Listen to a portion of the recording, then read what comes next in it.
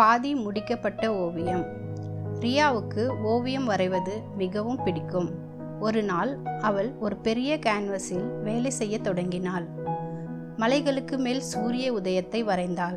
ஆனால் பாதியிலேயே நின்றாள். வானம் காலியாக தெரிந்தது. வண்ணங்கள் முடிக்கப்படாமல் இருந்தன. அவளுடைய தம்பி உள்ளே எட்டி பார்த்து, "ஏன் நிறுத்தினாய்?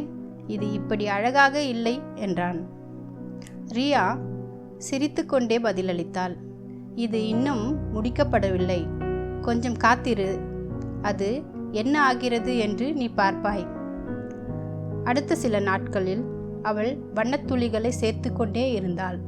தங்க ஒளி, பிரகாசிக்குமாறுகள், உயிர்கள் நிறைந்த மரங்கள், இறுதியாக ஓவியம் மூச்சடைக்க வைத்தது.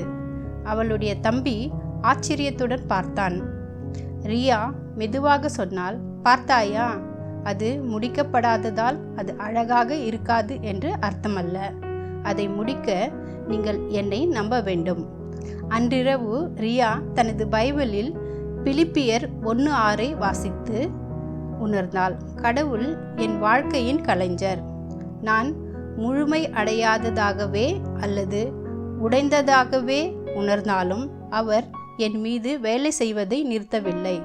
அவர் முடிந்ததும் அவரது தலைசிறந்த படைப்பு நான். கற்பனை செய்வதை விட அழகாக இருக்கும். இந்த கதை கடவுள் நம்மில் தொடங்கும் வேலையை முடிக்க உண்மை உள்ளவராய் இருக்கிறார் என்பதை காட்டுகிறது. இப்பொழுது நாம் ஒரு முடிக்கப்படாத கேன்வஸா மட்டுமே பார்த்தாலும் கூட